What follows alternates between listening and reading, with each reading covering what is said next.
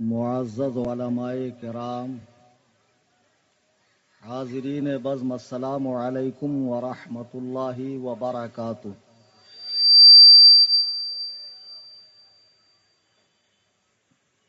الحمد للہ، الحمد للہ، الحمد للہ القوی الرحمن، والصلاة والسلام علی رسول الیمن والامان، وعلى آلہ وصحبہ الذین هم کملۃ الایمان، وعلى من تبعهم بإحسان، خصوصا على إمامنا الأعظم أبي حنيفة النعمان، وعلى غوثنا الأعظم خزائن العرفان، وعلى معجزة الرسول الإمام أحمد رضا خان عليهم الرحمة والرضوان. أما بعد، قال الله تبارك وتعالى في القرآن المجيد: فأعوذ بالله من الشيطان الرجيم، بسم الله الرحمن الرحيم. وَإِذَا جَاءَهُمْ أَمْرٌ مِّنَ الْأَمْنِ أَوِ الْخَوْفِ أَذَاعُوا بِهِ وَلَوْ رَدُّوهُ إِلَى الرَّسُولِ وَإِلَى أُولِي الْأَمْرِ مِنْهُمْ لَعَلِمَهُ الَّذِينَ يَسْتَنبِطُونَهُ مِنْهُمْ. صدق اللہ العظیم. اسٹیج پہ حاضر ممبئی عظماء کی نہایت موقر شخصیات، علماء کرام، شعراء اسلام، سادات کرام اور دور و دراز قرب و جوار سے تشریف لائے میرے تمام سنی، حنفی، بریلوی، جنتی بھائیوں، آئیے ہم اور آپ انتہائی عقیدت و محبت سے اپنی اور ساری کائنات کے مرکز عقیدت جناب احمد مجتبی محمد مصطفیٰ صلی اللہ علیہ وسلم کی بارگاہ میں ہدیہ درود و سلام پیش کریں. اللہم صلی علی مولانا محمد بارک وسلم. مولانا عارف صاحب کی تقریر میں سن رہا تھا، نہایت ہی سنجیدہ انداز میں دلائل کے انہوں نے انبار لگا دیے. میں یہ محسوس کر رہا تھا کہ آگے جو چند لوگ بیٹھے ہوئے وہ بہت زیادہ کوالیفائیڈ ہیں، پڑھے لکھے ہیں، وہ زیادہ شور شرابے پر یقین نہیں کرتے ہیں، خاموشی کے ساتھ بات کو سنتے ہیں، دلائل پر غور کرتے ہیں.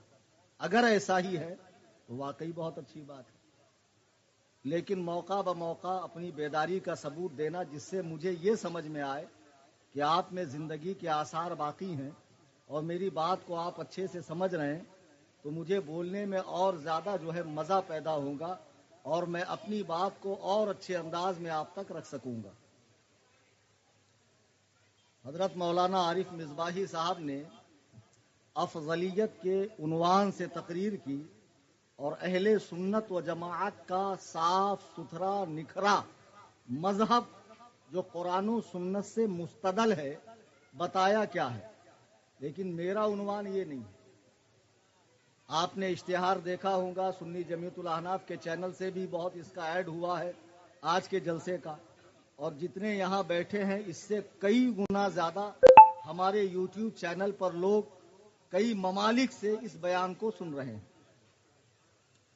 اشتہار میں آپ نے عنوان دیکھا، رد صلح کلیت وہ غیر مقلدیت. تو آخر میں جو غیر مقلدیت کا رد ہے وہ آج میرا اسپیشل عنوان ہے.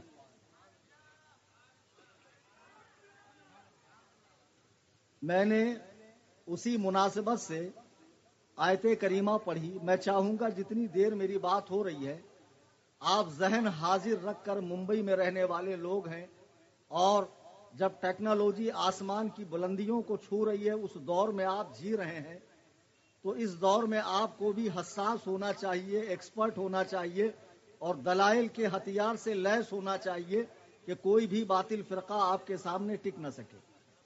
میں چاہوں گا کہ آج کی جو میری گفتگو ہے اس سے کم از کم آپ اتنا سیکھ کر جائیں کہ کتنا بھی بڑے سے بڑا، سڑے سے سڑا غیر مقلد ہو، کتنا ہی عمل بالحدیث کا دعویٰ کرنے والا ہو اور قرآن و سنت کا متبع ہو، وہ آپ کے سامنے چند منٹ بھی نہ ٹک سکے۔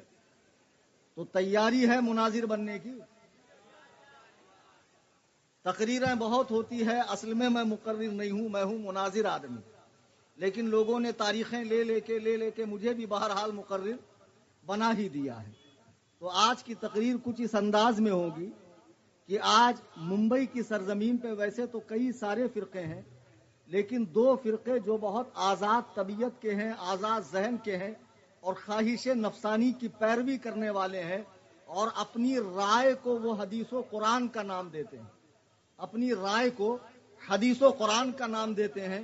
اور میں جانتا ہوں جہاں میں تقریر کر رہا ہوں اس کے چاروں جانب وہ لوگ موجود ہیں، میری بات کو سن رہے ہیں اور آن لائن بھی بغور سن رہے ہیں کہ ہمارے بارے میں آخر کیا بولا جانے والا ہے۔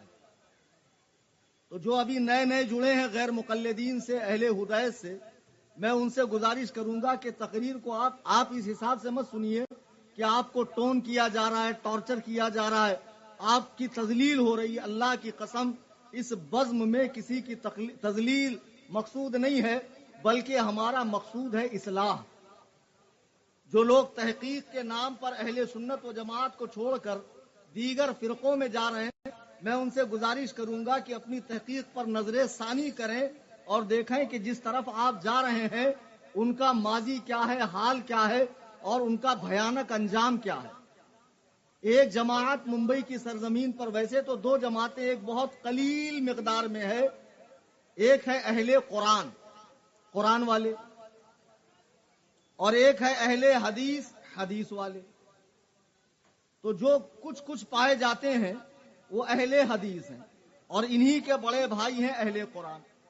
تو ان حضرات کا یہ دعویٰ ہے، جیسے اہل قرآن دعویٰ کرتے ہیں کہ ہم محدثین کی بات کو نہیں مانتے، جنہوں نے رسول اللہ کے اقوال کو، افعال کو، تقریر کو، تحریر کو، نشست و برخاست کو، غزوات کو، آپ کی خلوت کو، جلوت کو حدیث کی کتابوں میں لکھا ہے، اس مبارک جماعت کو کیا کہا جاتا ہے؟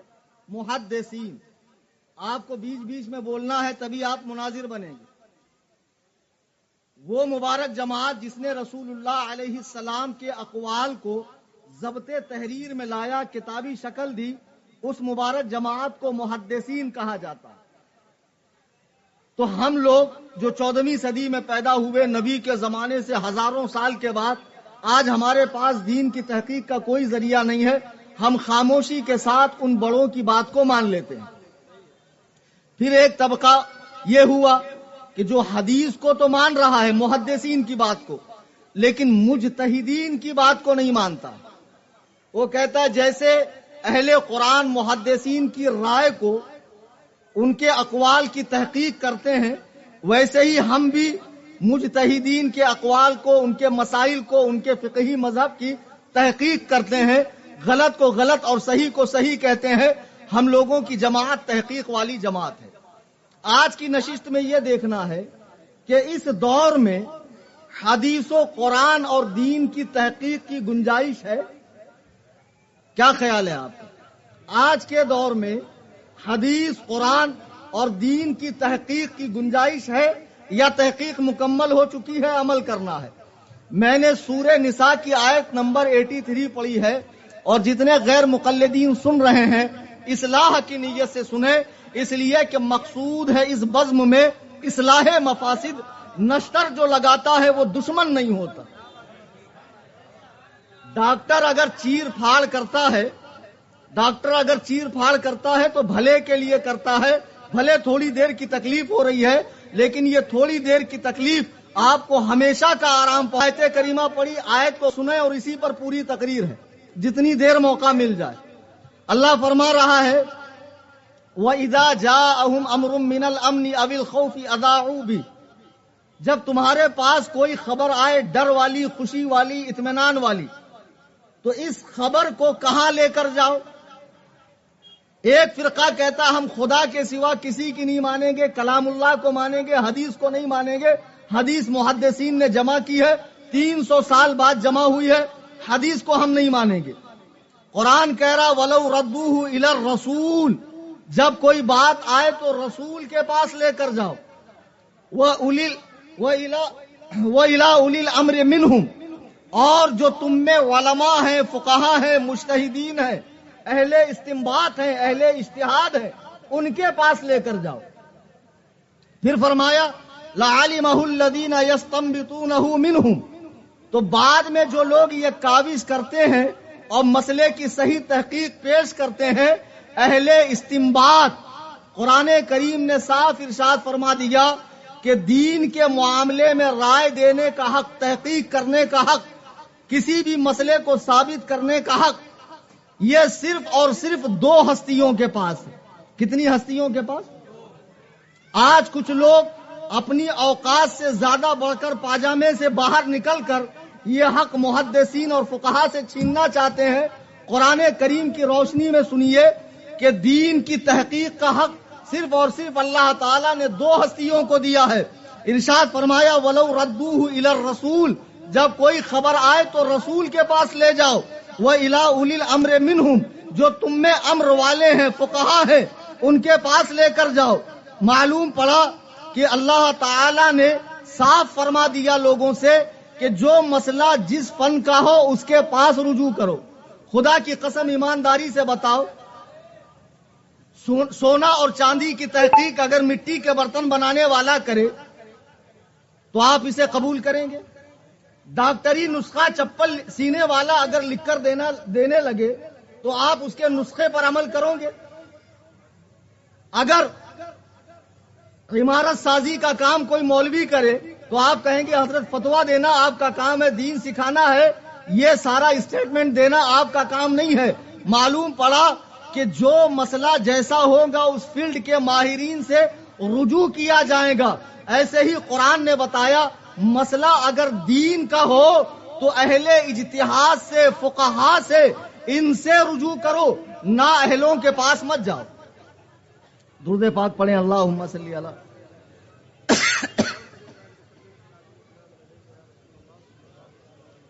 اچھا آپ لوگ میری بات سمجھ رہے ہیں؟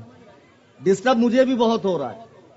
میں نے عرض کیا تھا کہ کسی ہال کا انتظام کیا جائے تاکہ پرسکون ماحول میں بات ہو، لیکن اب یہ عوامی شاہراہ ہے، لوگوں کا آنا جانا لگا رہے گا، تو آپ میری طرف دیکھتے رہیے۔ اس آیت میں ارشاد فرمایا گیا کہ تحقیق کا حق اللہ تعالی نے 2 ہستیوں کو دیا ہے، انبیاء و مرسلین یعنی رسولوں کو، اور ایک مجتہدین کو دیا ہے، وہ الی اولی الامر۔ تو اولی الامر کون ہے؟ عبداللہ ابن عبدے ہے۔ اولی الامر سے مراد علماء ہیں، فقہا ہیں، یعنی مجتہدین کی جماعت ہے۔ تو ان دونوں ہستیوں کو دین کی تحقیق کا حق دیا گیا ہے۔ اب اس میں رسول علیہ الصلاۃ والسلام جو کچھ ارشاد فرمائیں گے وہ شارع کی حیثیت سے فرمائیں گے، دین نافذ کرنے والے کی حیثیت سے فرمائیں گے، اور مجتہدین جو کچھ فرمائیں گے وہ شارع کی حیثیت سے فرمائیں گے، ماہر قانون کے حیثیت سے فرمائیں گے، اور نبی جو فرمائیں گے وہ قانون ساز کی حیثیت سے فرمائیں گے۔ آگے ارشاد فرمایا کہ آگے یہ لوگ جو استنباط کر کے مسئلہ بتاتے ہیں، قرآن میں اللہ نے جو ارشاد فرمایا یہ جو استنباط کرتے ہیں لَعَلِمَهُ الَّذِينَ يَسْتَنبِطُونَهُ مِنْهُمْ، تو یہ استنباط کیا ہے؟ آج کل بڑا خوبصورت نعرہ دیا جا رہا ہے 2 ہاتھ ہے 2 چیزیں ہیں، قرآن حدیث، ایک سے قرآن پکڑو ایک سے حدیث، 2 پیر ہے ایک سے قرآن دیکھو ایک سے حدیث، یعنی لوگوں کو موٹے نفس کا بنا کر ہر کس و ناکس کے ہاتھ میں قرآن و حدیث دے کر کہا جا رہا ہے تم دین کی تحقیق کرو۔ اللہ کی قسم یہ دین کی تحقیق نہیں ہے، اپنا بیڑا غرق کرنا ہے، اپنی لٹیا ڈبونا ہے۔ کیا دین کی تحقیق ایسے ٹچے لوگ کریں گے؟ جبکہ قرآن میں سورہ نساء کی آیت نمبر 83 میں اللہ نے صاف فرمایا تم رسول کے پاس جاؤ، تم اولی الامر کے پاس جاؤ، علماء اور فقہا کے پاس، اور بعد میں جو یہ لوگ کوشش کرتے ہیں، استنباط کرتے ہیں. اب استنباط کیا ہے وہ سمجھیے. استنباط کہتے ہیں جب سے اللہ تعالیٰ نے زمین کو پیدا فرمایا ہے، اس زمین کی تہوں میں اللہ نے پانی رکھا ہے، پیٹرول رکھا ہے، ڈیزل رکھا ہے، گیس رکھا ہے. یہ سب زمین کے اوپات کے پاس اسی لیے اب کوئی کہے بھائی جوہو گلی کے اندر جو کنواں ہے وہ سید عیسیٰ نے کھودا ہے. کوئی کہے بھائی جوہو گلی کے اندر جو کنواں ہے وہ سید عیسیٰ نے کھودا ہے. مت پینا، اس لیے کہ اس کا نام عیسیٰ کے نام پر ہے. اس کے اندر کا پانی اس لیے کہ اس کا نام عیسیٰ کے نام پر ہے. اس کے اندر کا پانی اس نے پیدا کیا ہے. جو پیے گا وہ مشرک ہوگا. لوگ کہیں گے ابے عقل سے پینگل، اس نے صرف کھودا ہے، پیدا رب نے کیا ہے. ایسے ہی لوگ کہتے ہیں حنفی مذہب پہ عمل مت کرنا ہے، پیدا رب نے کیا ہے. ایسے ہی لوگ کہتے ہیں حنفی مذہب پہ عمل مت کرنا، ابو حنیفہ نے گھر سے مسئلے بتائے ہیں. ابے گدھو، اس کنویں کا نام صرف فقہ حنفی ہے، مذہب حنفی ہے. اس میں مسئلے جتنے ہیں وہ سب حدیث و قرآن سے ہیں. وہ سب حدیث و قرآن سے یہ مسائل بیان کیے گئے ہیں. اس کا نام صرف تعارف کے لیے، پہچان کے لیے رکھا گیا کہ یہ ان کا مذہب ہے. اب کوئی کہے صاحب اچھا ٹھیک ہے، پوری زندگی ایک ہی کنویں کا پانی پینا شرک ہے، تقلیدیں شخصی ہو جائیں گی. ایک ہی مذہب پہ عمل مت کرو، دوسرے مذہب پر بھی عمل کرو. یعنی فجر اگر جوہو گلی میں کر رہا ہے فجر کا وضو، تو ظہر کا وضو کرلا میں کرے، مغرب کا وضو بھنڈی بازار میں کرے. ابے بے وقوف، جو آسانی سے اویلیبل ہو. ہم پوری زندگی اسی کنویں سے پانی پیئیں گے اور اسی دینی کنویں سے اپنی علمی پیاس بجھا کر اپنے مسائل کو حل کریں گے. اس میں شرک والی بات کیا ہے؟ اب دنیا میں تم پائے نہیں جاتے ہو. پورے بمبئی میں اگر کاؤنٹ کریں گے آپ تو میرے خیال سے 50 مسجدیں بھی ان کی نہیں ہوں گی. بمبئی میں اگر 100% مسلمان ہے تو 80% حنفی ہے. 80%. 10% میں سینہ ٹھوکنے والے جن کے دلوں میں صحابہ کا بغض ہے. 9% شافعی ہے. 1% میں اہل قرآن، اہل حدیث ہے. تو ظاہر سی بات ہے جہاں سے ہماری دینی ضرورتیں پوری ہو رہی ہے ہم وہیں سے اپنے مسئلے حل کریں گے. اب اچھے سے آپ سمجھ لیں کہ اللہ نے تحقیق کا حق دین کے معاملے میں آج یہ بیان اس لیے کرنا پڑ رہا ہے کہ ایک شخص 10x10 کے کمرے میں بیٹھ کر 14 صدیاں گزرنے کے بعد اردو کی چند کتابیں رکھ کر بتاتا ہے کہ میں دین کی تحقیق کر رہا ہوں. کام تو اس کا یہ تھا موہری کی پائپ لائن صحیح کرنا، گٹر کی پائپ لائن صحیح کرنا، پھنسا ہوا گٹر صاف کرنا. پلمبر کا کام کیا ہوتا ہے؟ لیکن اب پلمبر، انجینئر، ڈاکٹر، یہی لوگ دین کی تحقیق کر رہے ہیں اور لوگ ان کی بات مان رہے. نہیں، اللہ نے دین میں تحقیق کا حق رسول کو دیا ہے اور اس کی امت میں، رسول کی امت میں مجتہدین اور فقہا کو دیا ہے، غیرے کو نہیں دیا. اچھا، رسول وہ ذات کہ جس کی ہر بات وحی الہی ہوتی ہے، جس کی تربیت وحی الہی کی روشنی میں ہوتی ہے، وہ قانون ساز بھی ہے، وہ شارع بھی ہے، وہ دین بنانے والا بھی ہے. قرآن نے کہا ما آتاکم الرسول فخذوہ وما نہاکم عنہ فانتہوا. رسول جو تمہیں دے دیں وہ لے لو اور جس بات سے روکیں اس سے رک جاؤ. تو اس آیت سے قرآن کے بعد نبی کی بات حدیث کا حجت ہونا ثابت ہو گیا. لیکن شیطان نے اللہ سے کہا تھا کہ میں تیرے بندوں کو دین پر قائم نہیں رہنے دوں گا، بھڑکاؤں گا.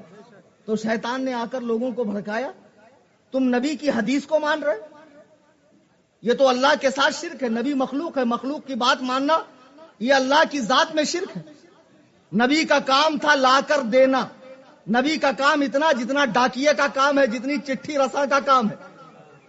ہاں، یہ اہل قرآن فرقے کی بولی ہے اور آج اس فرقے کے لوگ بھی انٹرنیٹ پر موجود ہیں. نبی کا کام ڈاکیے کا ہے، لا کر دینا. اب ہمارا کام ہے سمجھنا، پڑھنا، عمل کرنا. اب نبی کی بات کو کن لوگوں نے لکھا؟ محدثین نے لکھا. حضور علیہ الصلوۃ والسلام کی بات کو محدثین نے لکھا حدیث کے اندر. تو یہ لوگ محدثین کی بات نہیں مانتے، یہ کہتے ہم اہل قرآن، ہمارے پاس اصلی اسلام ہے اور جو لوگوں کے پاس ہے وہ نقلی اسلام ہے. یعنی مسلمانوں کے ساتھ ساتھ یہ نبی والا اسلام بھی نقلی اسلام بتاتے ہیں.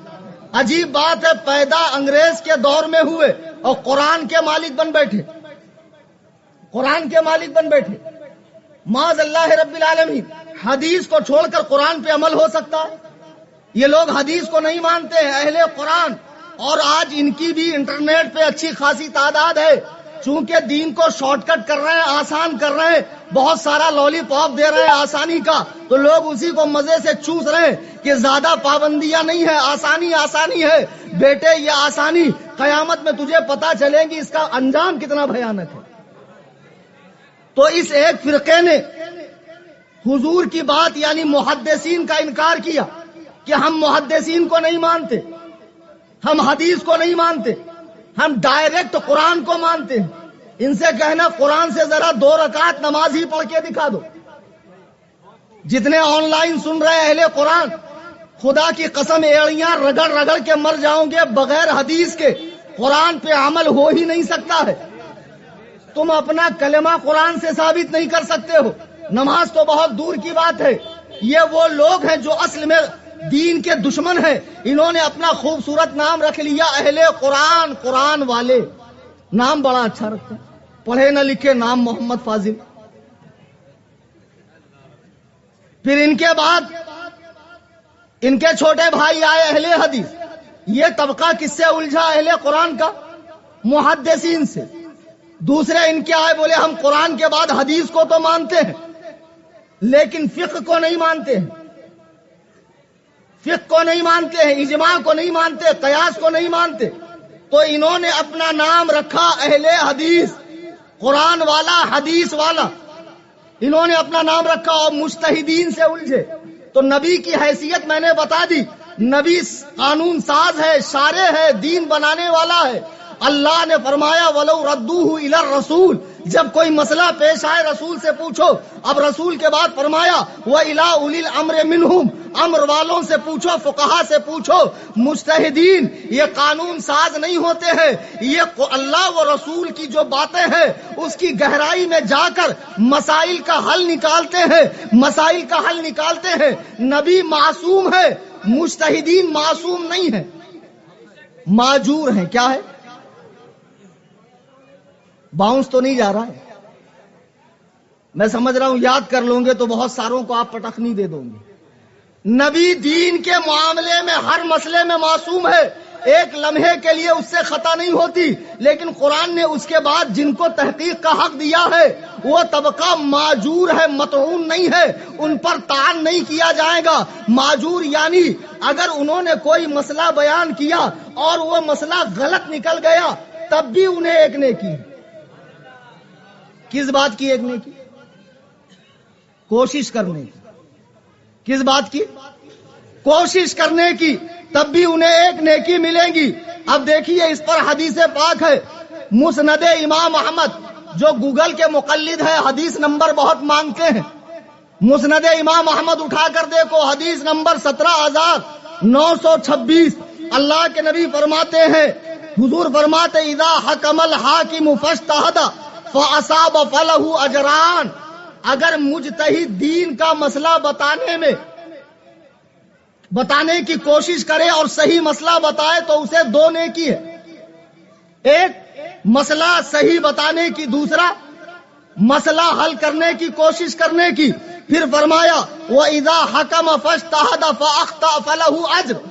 اگر اس سے غلطی ہو جائے تب بھی اسے ایک نیکی ضرور ملے گی. حضور فرما رہے ہیں اسے تب بھی ایک نیکی ضرور ملے گی چونکہ اس نے کوشش کی ہے. تو اللہ نے یہ حق دیا ہے مجتہدین کو. لیکن ایک فرقہ اٹھا جو مجتہدین سے یہ حق چھیننا چاہتا ہے، کہتا مجتہدین کی بات ماننے کی کوئی ضرورت نہیں ہے، صرف قرآن مانو، حدیث مانو. جبکہ اللہ کے نبی فرما رہے مجتہد جب دین کے معاملے میں کوشش کرتا ہے، صحیح بات کو پا لیتا ہے تو 2 نیکی ہے، اگر اس سے غلطی بھی ہو جائے تو اسے 1 نیکی ہے. لیکن یہ طبقہ مجتہدین سے وہ حق چھین کر خود دین میں تحقیق کرنے کی دعوے داری کر رہا ہے اور اپنا نام رکھ رہا ہے اہل حدیث. لیکن خدا کی قسم جس بنیاد پہ یہ اہل حدیث بنے پھر رہے لونڈے، یہ لفاڑے، یہ کالج کے جن کو کھڑے رہ کر جن کو استنجا کا ڈھنگ نہیں معلوم، مسنون طریقہ نہیں معلوم کہ موسم سرما اور گرما میں کتنے ڈھیلے لیے جاتے ہیں، یہ بڑے بڑے اماموں کی تحقیق پر ہاتھ صاف کر کے کہہ رہا ہے جیسے انہوں نے کہا محدثین کی مت مانو، ویسے یہ کہہ رہا مجتہدین کی مت مانو، ڈائریکٹ حدیث قرآن پڑھ کر تحقیق کرو، اور اپنا نام رکھا اہل حدیث۔ ان گھامڑوں سے ایک بات پوچھو کہ آپ کا نام کیا اہل حدیث؟ پھر یہ کہتے ہیں کہ اماموں نے دین کے 4 ٹکڑے کر دیے، حنفی، شافعی، مالکی، حنبلی، ٹکڑوں میں مت بٹو، وَاعْتَصِمُوا بِحَبْلِ اللَّهِ جَمِيعًا وَلَا تَفَرَّقُوا، اللہ کی رسی کو مضبوطی سے پکڑ کے اہل حدیث بنو۔ تو ان سے پوچھنا بھیا آپ انگریز کے دور میں پیدا ہوئے 150 سال پہلے، اور 150 سال میں کتنے فرقوں میں بٹے معلوم ہے؟ 50 فرقوں میں۔ کتنے؟ ہاں، میں کون سا اہل حدیث بنوں؟ ابھی میں حیدرآباد گیا مناظرہ کرنے، تو جن صاحب سے میرا مناظرہ تھا، اہل حدیث والے دامن جھاڑ رہے، نہیں ہم تو ان کو جانتے ہی نہیں، تم لوگ اپڈیٹ ہونا۔ تو اس نے بولا نہیں، میں نے 2018 میں اپنی جماعت بنائی ہے، اس کا میں ذمہ دار ہوں۔ بتاؤ 6 ہی سال ہوئے بیچارے کو پیدا ہو کر، اور ہم سے مناظرے کی بات کر رہا تھا۔ ہم تو پہنچ گئے حیدرآباد چھاتی پہ مونگ ڈلنے کے لیے، باقاعدہ بیٹھے رہے، ڈٹے رہے، مجتہد صاحب تشریف ہی نہیں لائے۔ ہم نے فون کر کے کہا بتاؤ کہاں آنا ہے، تو اس پر بھی راضی نہیں۔ بیٹے حنفیوں سے پنگا مت لینا ورنہ تمہاری بخیا ادھیڑ دیں گے۔ یہ جتنی بقراتی ہے یہ جاہل عوام کے سامنے کرنا، عمل بالقرآن اور عمل بالحدیث کی تمہاری پوری حقیقت ہم جانتے ہیں۔ انگریزوں کے منحوس قدم ہندوستان میں پڑے اور تب تمہارا وجود ہوا ہے، اور تم خود 50 فرقوں میں بٹے ہو، اور تم اپنے آپ کو اہل حدیث بولتے ہو۔ اے جو گلی کے اہل حدیثوں، ایک بات بتاؤ، جب میلاد پر ہم حدیث دیتے ہیں تو تم فوراً کہتے ہو یہ حدیث ضعیف ہے، جب ہم ناف کے نیچے ہاتھ باندھنے پر حدیث دیتے ہیں۔ اچھا ماشاءاللہ بہت زیادہ سمجھ گیا، بتاؤ ابھی تو میں نے کنفرم بھی نہیں کیا مجھے بولنا کیا ہے۔ واہ واہ واہ ماشاءاللہ، اصل میں یہ مقرر کو جوش دلانے کے لیے، ورنہ سمجھے تو یہ بھی نہیں میں آگے کیا بولنے والا ہوں۔ تو میں عرض یہ کر رہا تھا کہ یہ جو اہل حدیث بنے پھر رہے ہیں، آپ جب ان کو ناف کے نیچے کی حدیث دکھاؤ تو کیا بولیں گے؟ ضعیف ہے۔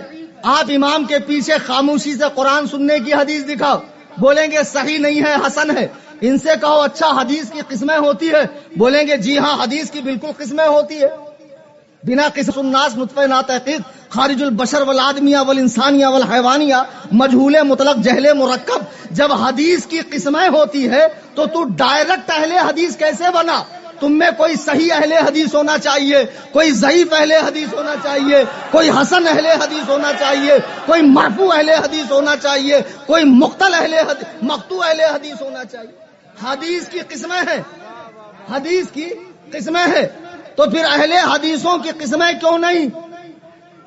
بہرحال اللہ نے حق دیا رسول کو، تو ایک طبقہ آیا رسول سے حق چھیننے کے لیے، پھر اللہ نے حق دیا مجتہدین کو، ایک طبقہ آیا مجتہدین سے حق چھیننے کے لیے۔ اچھا اب یہ جو 2 طبقے آئے حق چھیننے والے، یہ کون ہے؟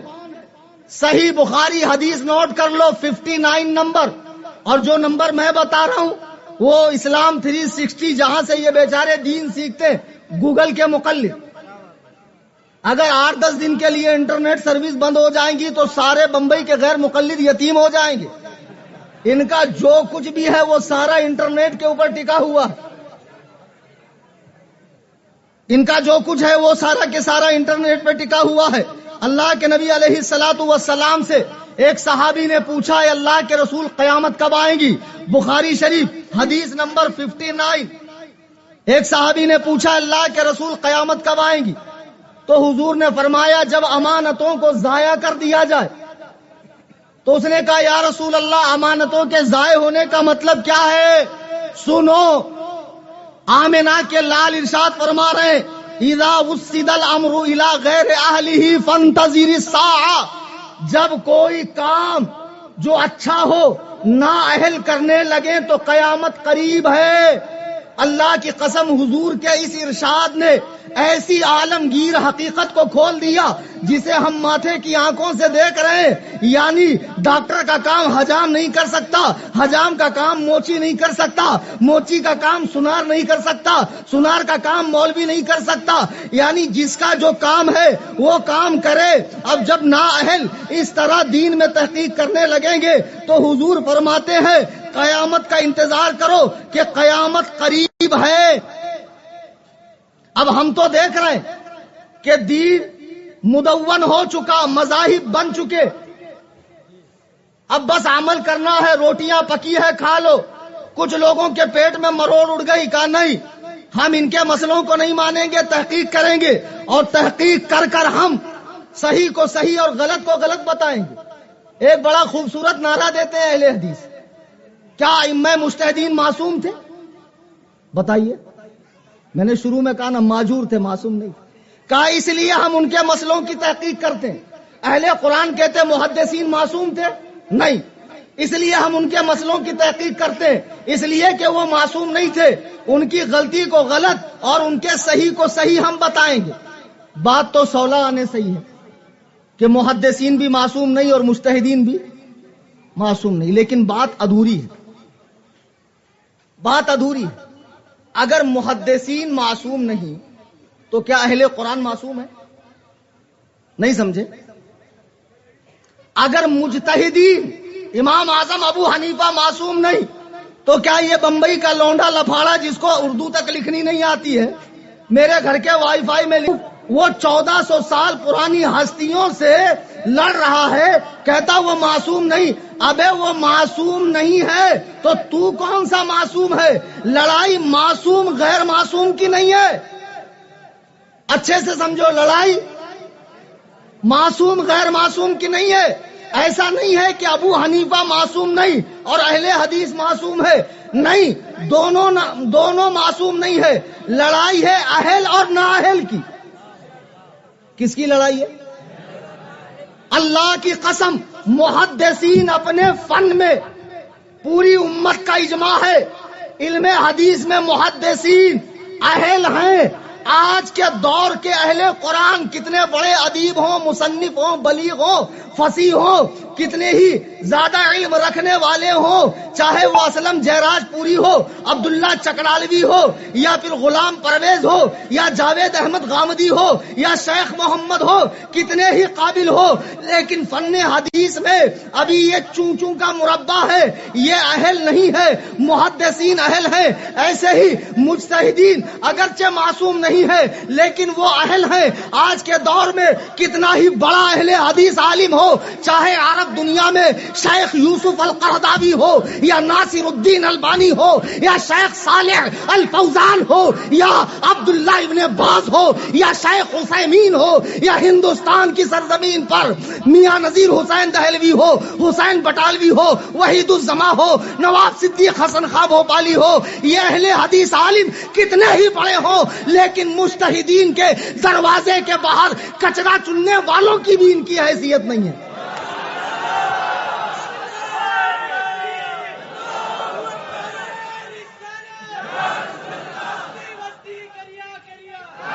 بھائی ٹائم کم. جوہو گلی کے اہل حدیثوں پہچان لو، کلیم حنفی رضوی. 15 منٹ کے ڈسٹنس پہ رہتا ہوں، 15 منٹ کے ڈسٹنس پہ. جانے کے بعد مناظرہ آئے تو بلا لینا. Most welcome for. ہاں نعرے مت لگا بھائی، ٹائم بہت کم ہے. خدا کی قسم اب یہ جو نااہل کوشش کر رہے ہیں دین میں تحقیق کی، اللہ کے نبی فرماتے ہیں، حضور کا ارشاد ہے ترمذی شریف میں کہ جس شخص نے قرآن میں اپنی رائے لگائی وہ اپنا ٹھکانہ دوزخ بنا لے.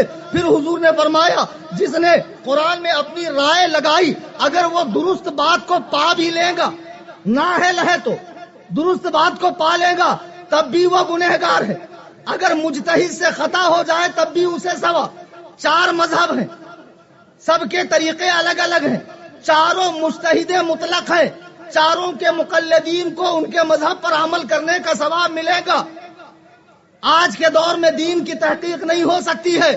جو یہ نااہلوں کا گروہ دین کی تحقیق کے نام پر گندگی کرتا پھر رہا ہے، خدا کی قسم یہ گندگی برداشت نہیں ہے. حضرت ابو ہریرہ کہتے ہیں اللہ کے نبی نے ارشاد فرمایا 3 چیزیں نجات دینے والی ہیں، 3 چیزیں ہلاک کرنے والی ہیں. مشکات کی حدیث ہے، حضور نے فرمایا کھلے اور چھپے ہر حال میں اللہ سے ڈرنا، خوشی ہو یا ناراضگی ہر حال میں حق بات کہنا، امیری ہو یا فقیری ہر حال میں میانہ روی اختیار کرنا.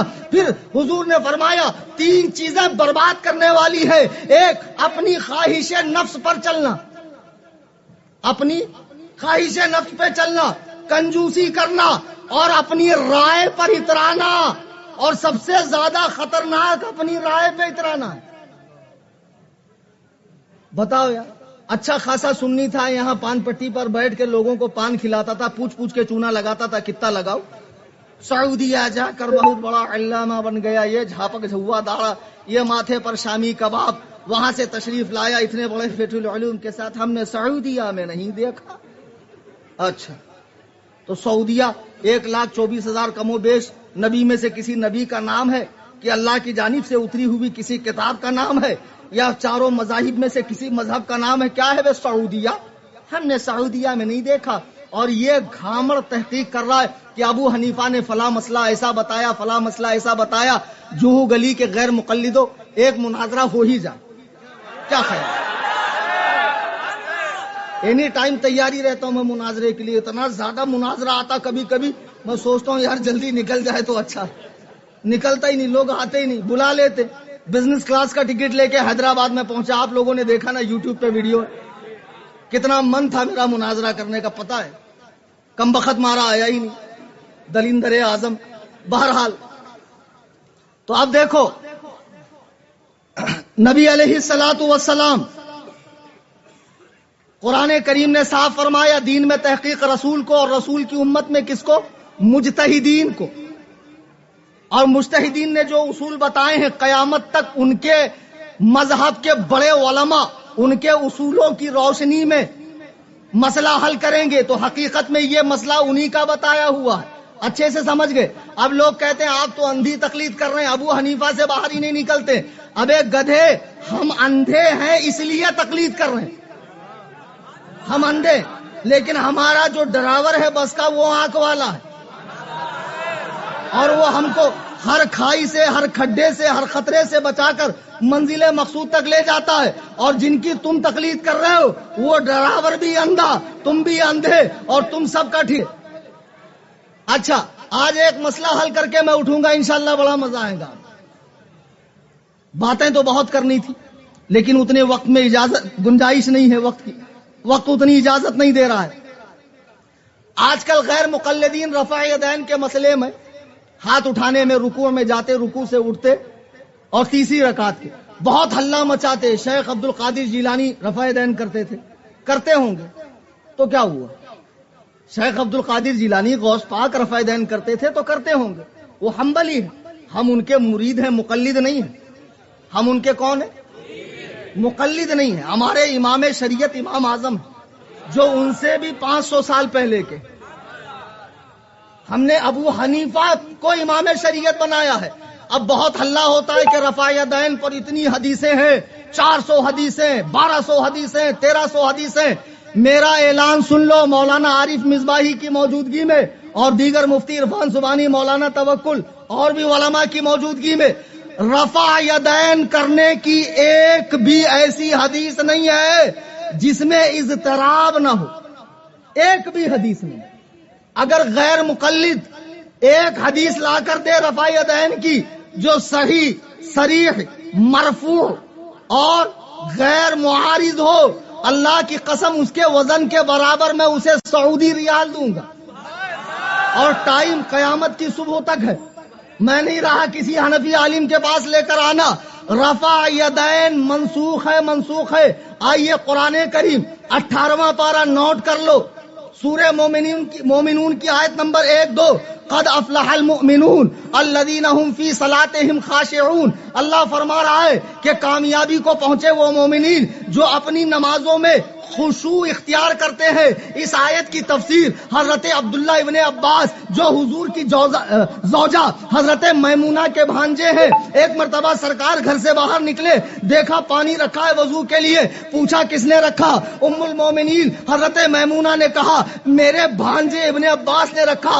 اللہ کے نبی نے دعا دی، اللہم فقہہ فی الدین وعلمہ التاویل. اے اللہ ابن عباس کو قرآن کا علم عطا فرما، دین کی سمجھ عطا فرما اور تفسیر کا علم عطا فرما. بتاؤ نبی کی دعا رد ہو سکتی ہے؟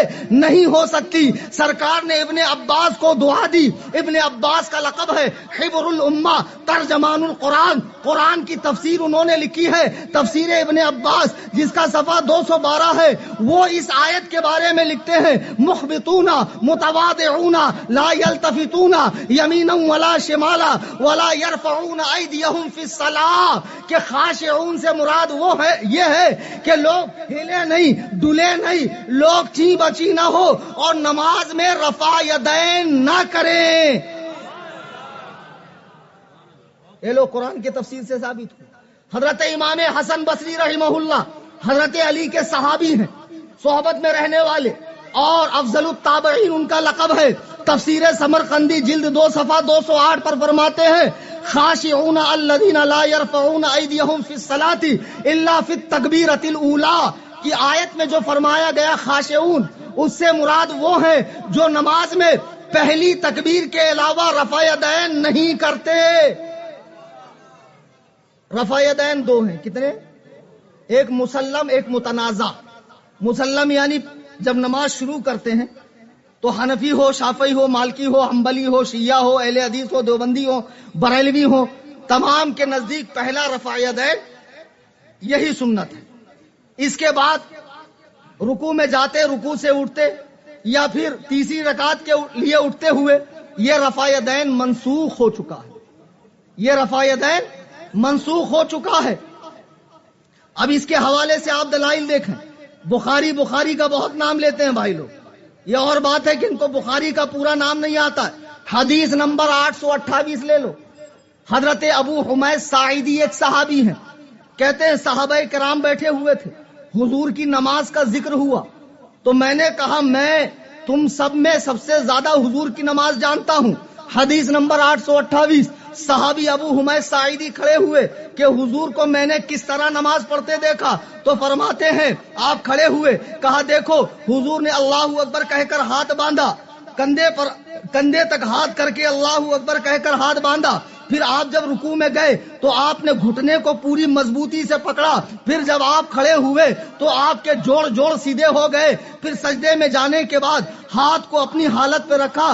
پھر پہلے قاعدہ میں الٹے پیر پر بیٹھ کر سیدھے پیر کو کھڑا کیا اور پیر کی انگلی قبلے کی طرف کی، اور آخری قاعدے میں الٹے پیر کو آگے کر کے سرین کے بل بیٹھ گئے. دیکھو حضرت ابو حمید ساعدی نے حضور کی پوری نماز پڑھ کر بتا دی. رفع یدین کب کیا نہیں بتایا ہے بخاری کے اندر. او بخاری والو، بہت بخاری کی دھون دیتے ہو. اب اور آئیے، ابو داؤد شریف سیاہ ستہ میں سے ایک کتاب ہے، حضرت برا بن عازب کی روایت ہے ان رسول اللہ صلی اللہ علیہ وسلم کان اذا افتتح الصلاة رفع یدیہ الی قریب من اذنیہ ثم لا یعود. اللہ کے حبیب جب نماز شروع کرتے تو اپنے دونوں ہاتھوں کو کان کی لو تک لاتے اور پھر دوبارہ نہیں اٹھاتے. دوبارہ نہیں اٹھاتے. اچھا ایک حدیث میں ہے یہاں تک اٹھاتے، ایک ہے میں یہاں تک اٹھاتے. امام اعظم کا مذہب دیکھو کتنا محتاط مذہب ہے. پہلے وہ قرآن دیکھتے ہیں، پھر حدیث دیکھتے ہیں، پھر ضعیف حدیث ملے تو اسے بھی نہیں چھوڑتے. اگر وہ بھی نہ ملے تو صحابہ کا عمل دیکھتے ہیں، وہ بھی نہ ملے تو پھر اجتہاد کرتے ہیں، پھر قیاس کرتے ہیں. اب حدیث میں حضور نے یہاں تک اٹھایا، بخاری 828 اور ابو داؤد حدیث نمبر 750 کہ حضور نے کان کی لو تک اٹھایا، پھر رفع یدین نہیں کیا. تو جب ہم نماز میں اللہ اکبر کہتے ہیں تو جاتا تو یہیں سے ہے نا، یہاں سے جا کر یہاں پہنچتا ہے نا. دونوں حدیثوں پر عمل ہوا کہ نہیں؟ خدا کی قسم حنفی مذہب سب سے زیادہ محتاط مذہب.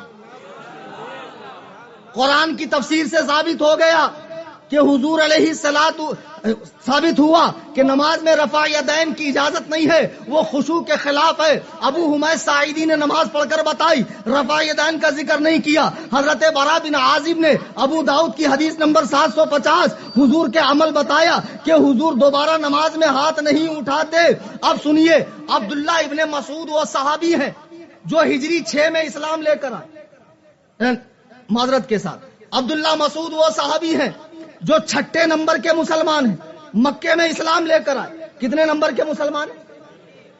ہجرت سے پہلے کے مسلمان ہیں، تمام غزوات میں شرکت کی، غزوہ بدر میں بھی آپ شریک ہوئے۔ حضور کے صف اول کے نمازی ہے عبداللہ ابن عباس، عبداللہ ابن مسعود صف اول کے نمازی۔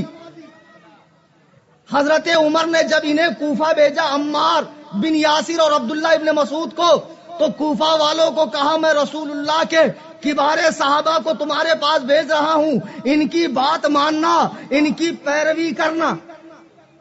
حضرت عمر فرما رہے عبداللہ ابن مسعود کبار صحابہ میں سے ہیں، سرکار نے 4 صحابہ سے قرآن سیکھنے کا حکم دیا، ان میں ایک نام عبداللہ ابن مسعود کا بھی ہے۔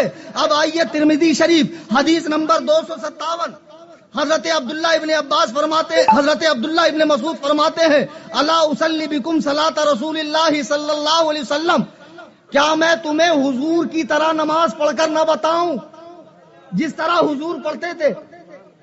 پھر فصلی فلم یرفع یدیہ الا فی اول مرہ، کہ آپ نے نماز شروع کی اور ایک ہی مرتبہ ہاتھ اٹھایا۔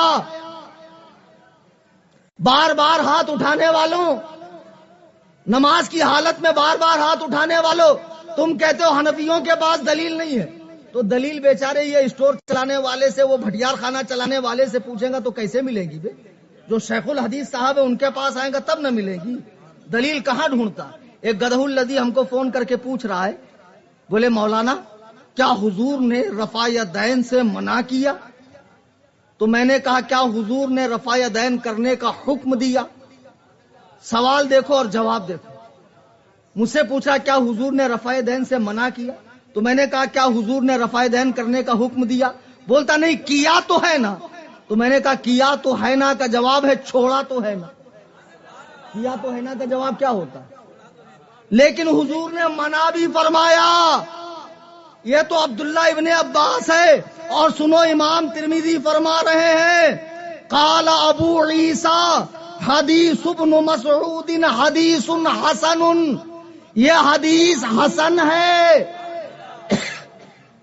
امام ترمذی کا حسن صحیح ہوتا ہے، اور پھر فرماتے ہیں بہت سے اہل علم صحابہ اور تابعین کا اس پر عمل ہے۔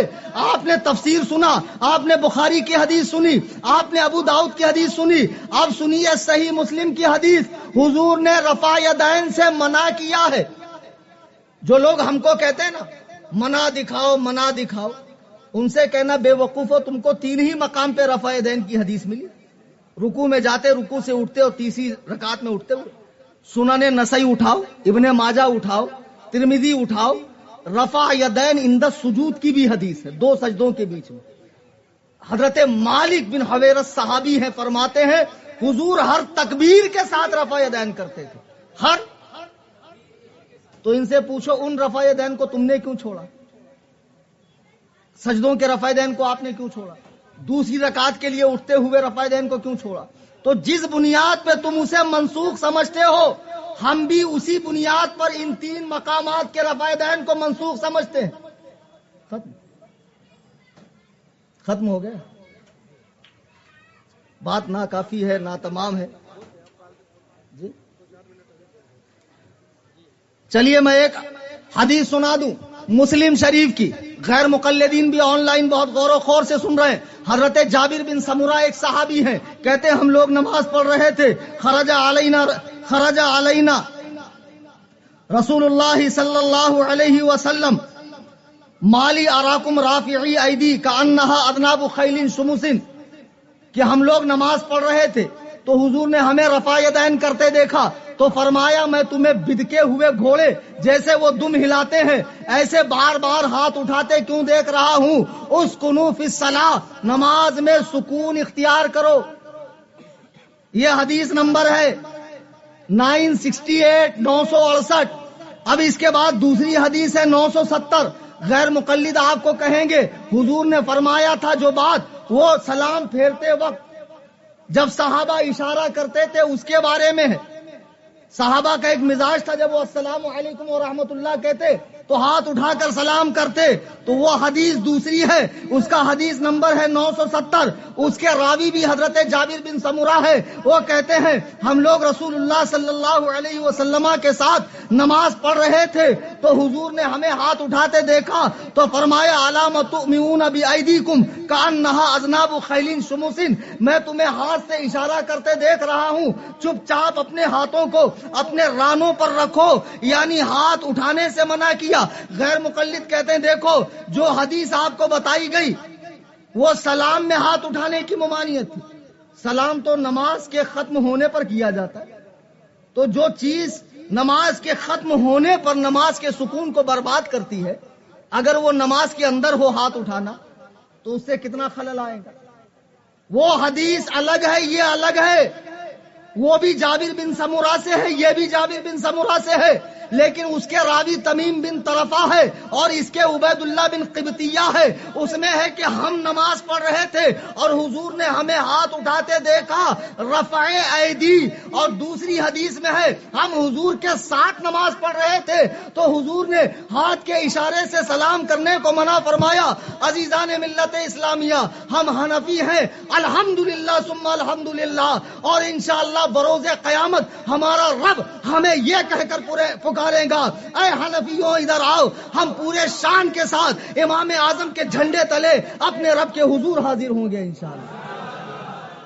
اور یہ جتنے پدہ پدی کے شوربے نکلے ہوئے ہیں تحقیق کے نام پر, یہ لونڈے ان کے بہکاوے میں نہ آئے, نہ ان کی پوری جماعت کو حدیث و قرآن پڑھنا نہیں آتا ہے. وقت بہت مختصر ہے ورنہ انشاءاللہ بہت قاعدے سے ان کی کلاس لیا ہوتا.